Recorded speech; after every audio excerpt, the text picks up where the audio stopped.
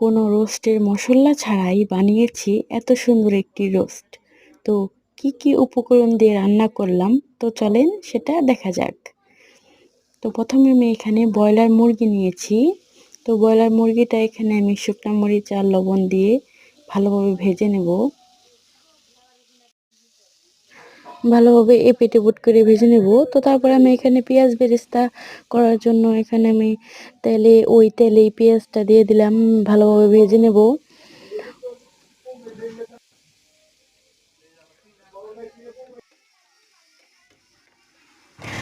পেঁয়াজটা ভালোভাবে ভেজে নিয়েছি। এখন হচ্ছে আমি এখানে তেলের মধ্যে আবারও পেঁয়াজ দিয়ে দেব, আদা, রসুন, জিরা দিয়ে ভালোভাবে ভেজে নেব। তো এখানে আমি কোনো কাঁচামরিচ দেব না, কিন্তু কাঁচামরিচ মানে আমান দেব না, শুধু কাঁচামরিচ বাটাটা দেব। তো এই যে ভেজে রাখা মাংস এখানে আমি দিয়ে ভালোভাবে নেড়ে চেড়ে নেব।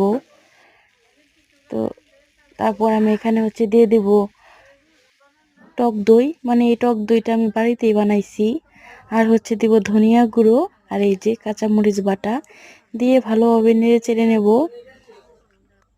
ভালোভাবে নাড়াচাড়া করার পর এখানে আমি দিয়ে দেবো পেঁয়াজ বাটা আর হচ্ছে বাদাম বাটা।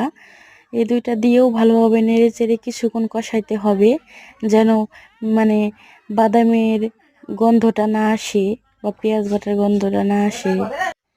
ভালোভাবে কষানোর পর এখানে আমি দিয়ে দেবো লিকুইড দুধ, মানে এটা আমি হালকা একটু কুসুম কুসুম গরম করে রেখেছিলাম। তো এই যে দুধটা দেওয়ার পর ভালোভাবে নেড়ে চেড়ে কিছুক্ষণ রান্না করে নেব। আর উপর দিয়ে দিয়ে দেবো ঘি, এই ঘিটাও আমি বাড়িতে বানিয়েছি।